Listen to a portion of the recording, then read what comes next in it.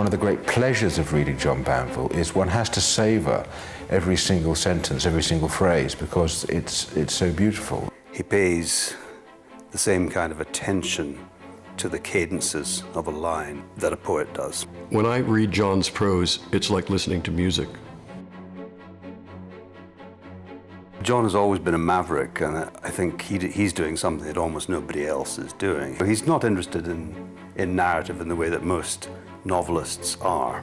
He's not a storyteller, he's a prose stylist of genius. One of the hallmarks of his style for me is this laconic humour, and the fact that he moves between that European absurdity, the theatre absurd, the Beckett. There's tremendous comic timing in his work.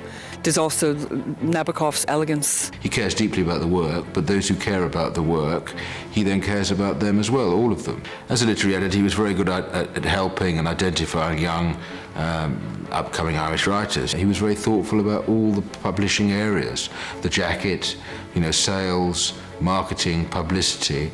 The first time he was shortlisted for the Book of Evidence, it was the beginning, I think, of him being taken seriously as a writer. When he sent me the manuscript of The Sea, he said, here's another dreary book as a kind of joke, that won't sell much. Of course, thankfully, it proved otherwise. But then when he finally did win, I think it was more than anything else a relief to have just got it out of the way. John is extremely critical of his own material, to the point where he does not allow me to send him reviews. He is very critical. They're I think unreasonably so, because it's such great work. He's very visual. He's got a very strong sense of art history, as well as music. It's no coincidence that his narrators are kind of art historians. They're very moving books. They're intensely powerful. They make you think about the human condition in a variety of ways. I think they're books that inevitably will last for many, many generations to come.